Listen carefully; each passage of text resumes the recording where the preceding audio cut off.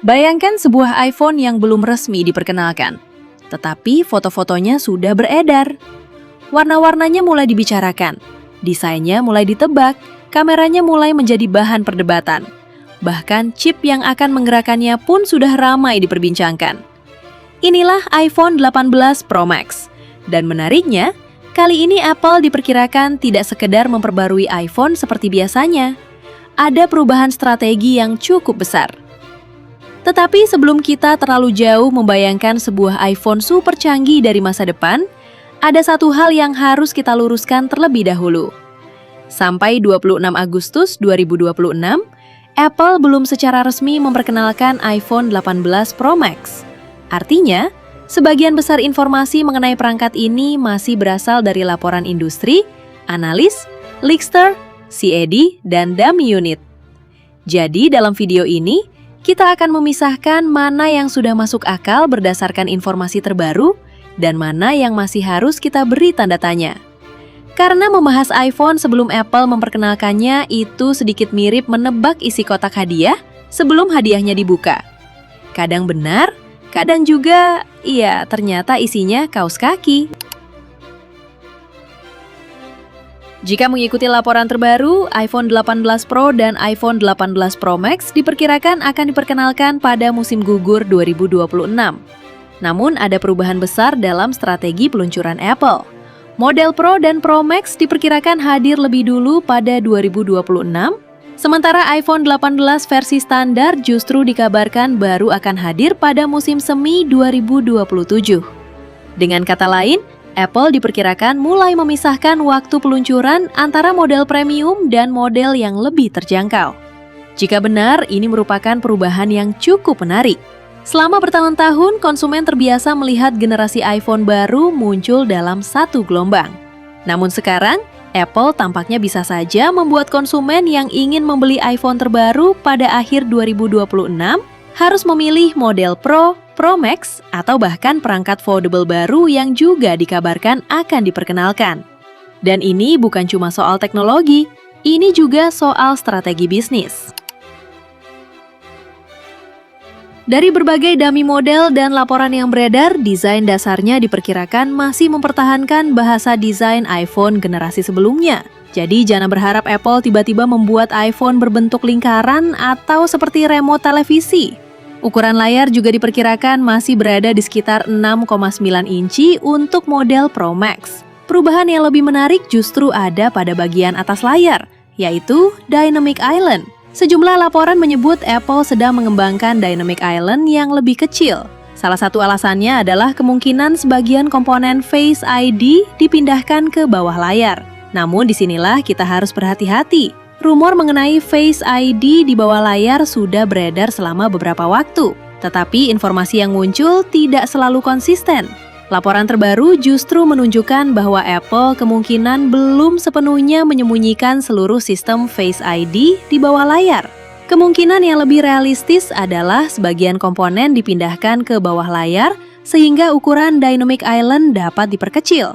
Jadi kalau nanti kamu melihat sebuah gambar iPhone 18 Pro Max dengan layar yang benar-benar tanpa Dynamic Island, jangan langsung percaya. Bisa saja itu hanya konsep. Nah, ini bagian yang cukup menarik dari foto yang kita lihat. Beberapa dummy unit iPhone 18 Pro dilaporkan memperlihatkan 4 pilihan warna. Ada warna biru muda, abu-abu gelap, silver, dan warna yang paling menarik perhatian, Dark Cherry. Warna merah gelap atau cherry seperti ini cukup berbeda dibandingkan warna yang biasanya digunakan Apple pada model Pro. Dan tentu saja, warna adalah salah satu cara paling sederhana untuk membuat produk baru terlihat berbeda. Karena secara teknis, mengubah warna jauh lebih mudah daripada menciptakan teknologi baru. Tetapi sekali lagi, warna-warna tersebut belum bisa dianggap sebagai spesifikasi resmi Apple. Semuanya masih bisa berubah sebelum peluncuran. Sekarang kita masuk ke bagian yang paling menarik, otaknya. Diperkirakan iPhone 18 Pro Max akan menggunakan generasi chip Apple berikutnya yang sering disebut sebagai A20 Pro dalam laporan. Dan ada satu angka yang membuat bagian ini cukup menarik, 2 nanometer. Chip generasi tersebut diperkirakan menggunakan proses fabrikasi 2 nanometer dari TSMC. Secara sederhana, semakin kecil proses fabrikasi, semakin banyak transistor yang dapat ditempatkan dalam area yang lebih kecil. Hasil akhirnya, secara teori bisa memberikan peningkatan performa sekaligus efisiensi energi. Beberapa laporan memperkirakan A20 dapat menawarkan peningkatan performa dan efisiensi dibandingkan generasi sebelumnya. Tetapi perlu dicatat, angka performa final belum dikonfirmasi Apple. Jadi, jangan sampai kita mengatakan iPhone 18 Pro Max pasti 30% lebih cepat, seolah-olah kita sudah membongkar chipnya. Belum, itu masih perkiraan. Namun, jika teknologi 2 nanometer benar-benar digunakan, ini tetap merupakan salah satu peningkatan hardware paling menarik dari generasi tersebut. Dan kemudian, kameranya. Kalau ada satu bagian yang berpotensi menjadi salah satu daya tarik terbesar iPhone 18 Pro Max, kamera mungkin berada di urutan teratas. Laporan terbaru menyebut Apple sedang mempertimbangkan kamera utama dengan teknologi variable aperture. Apa maksudnya? Pada banyak kamera smartphone, bukaan lensa bersifat tetap. Variable aperture memungkinkan bukaan lensa berubah untuk mengatur jumlah cahaya yang masuk. Dalam kondisi terang, bukaan dapat dipersempit. Dalam kondisi gelap, bukaan dapat diperbesar. Secara teori, teknologi ini dapat memberikan kontrol yang lebih baik terhadap exposure, depth of field, dan karakter foto. Dan ini menarik karena Apple selama beberapa tahun terakhir semakin serius menjadikan iPhone sebagai perangkat untuk fotografi dan videografi.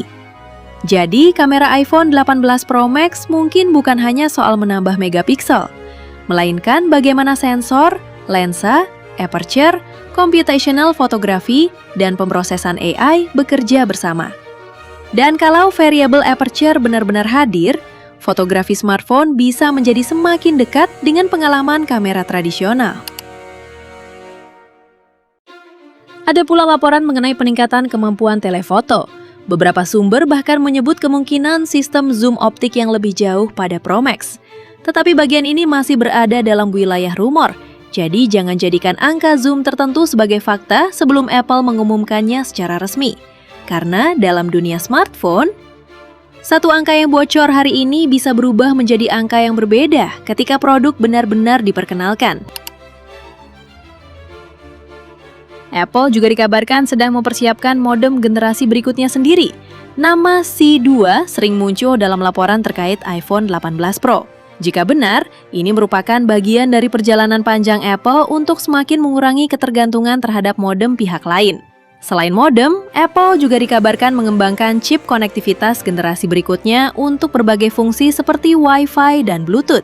Ini mungkin bukan fitur yang terlihat ketika kita memegang iPhone, tetapi justru komponen seperti inilah yang menentukan bagaimana sebuah smartphone berkomunikasi dengan jaringan dan perangkat lain. Lalu, apakah baterainya akan lebih besar? Ada kemungkinan peningkatan daya tahan baterai menjadi salah satu keuntungan dari generasi baru ini. Bukan hanya karena kapasitas baterai, tetapi juga karena efisiensi chip 2 nanometer dan komponen internal yang lebih hemat energi. Inilah alasan mengapa ukuran transistor dan teknologi fabrikasi sebenarnya sangat penting.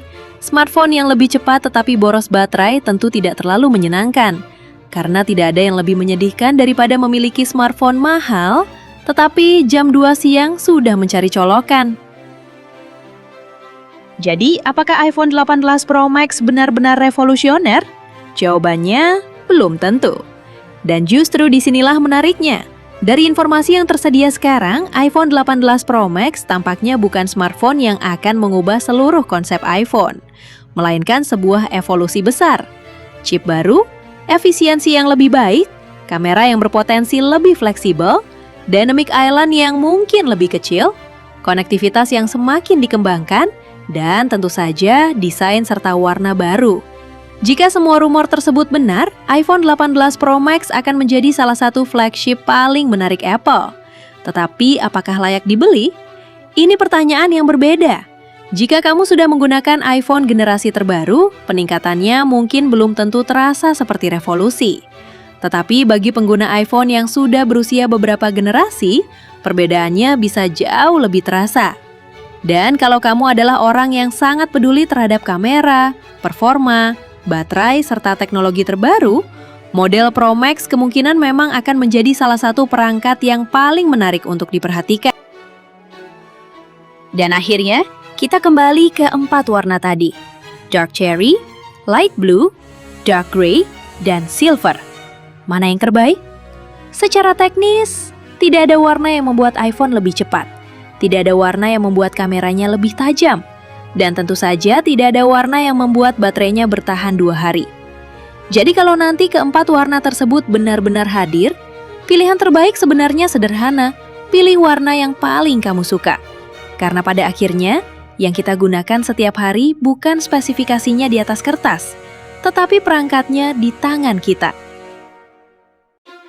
iPhone 18 Pro Max saat ini masih berada di antara 2 dunia. Satu sisi adalah fakta teknologi yang sudah mulai terlihat, sisi lainnya adalah rumor, leak, dan prediksi yang belum mendapatkan stempel resmi Apple. Dan mungkin justru itu yang membuat generasi ini begitu menarik, karena sebelum Apple membuka tirainya, kita hanya bisa melihat potongan-potongan kecil dari sebuah puzzle. Dan sebuah iPhone Pro Max yang diperkirakan akan menjadi salah satu perangkat paling mahal dan paling diperbincangkan tahun 2026. Tetapi satu hal yang pasti, ketika Apple akhirnya naik ke panggung dan mengatakan, "This is iPhone 18 Pro Max."